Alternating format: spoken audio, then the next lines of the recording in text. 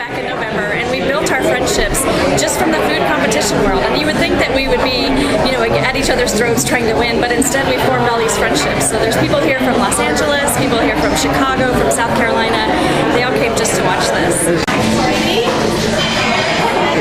Well, last year I competed in sandwich. This year I am competing in burger.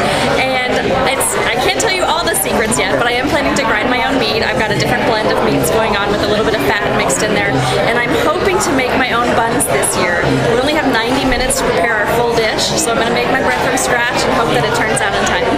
It really hones your skills because you have to find the balance between the complexity of something that's going to really wow the judges with keeping things simple. If you mix too many sauces, too many ingredients to try to show off your skills, then it just overwhelms everything. So they love traditional mac and cheese.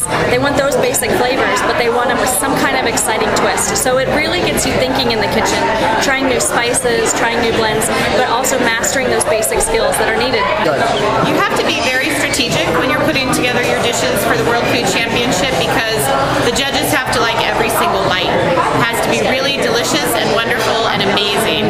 And so we really have to make sure we're not trying to be super crazy, but that we really focus on the taste and the execution of the dish primarily. I think some people did overdo it last year and found themselves, a lot of professional chefs were doing crazy stuff that just at the end of the day didn't taste good. And so really the judges were focusing on that taste, so you got to be very careful not to overdo it.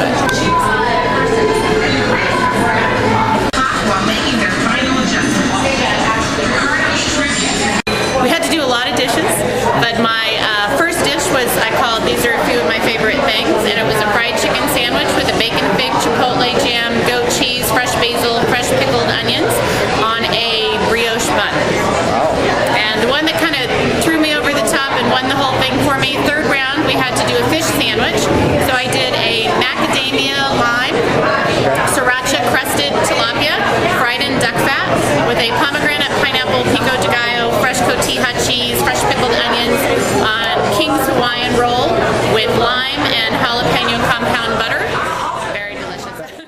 Being in competition and knowing that you're up against some other top-notch cooks really makes you think about, what's on trend, what different ingredients you could use, different ways that you could combine ingredients, and something that's really going to make your burger stand out, as opposed to maybe just cooking a burger for your group of friends at home.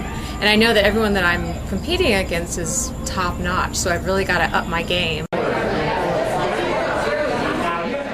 Well, bacon's always a good choice in burgers. I mean, everybody loves bacon and everything's better with bacon, but it's great to, maybe do something to the bacon to give it that extra kick. Or I always try to make sure I use really good quality ingredients. So again, back to the bacon. If I use bacon, I'm going to use the best bacon.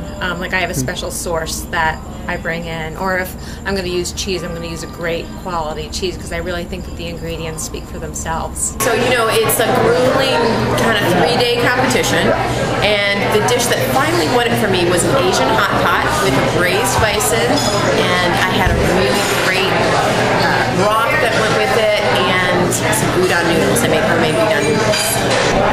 I'm really right now into Asian food. I'm loving all the ingredients that you would find in all different kinds of Asian food. I'm really into Thai food right now, and all the spices and all of the various different elements that would be considered Thai food. So, you have to really think about what you're making strategy-wise. So ahead of time, I really thought a lot about what the judges like, about the competition and what was going to happen at the competition and where they would be when they were tasting my food. Like how long they had been judging, what my food was going to taste like at that time. And I really, I kind of went outside of what I normally cook to make something that I thought the judges would really like. So I had to do a lot of experimenting, had to do a lot of research and thought on what I was going to make.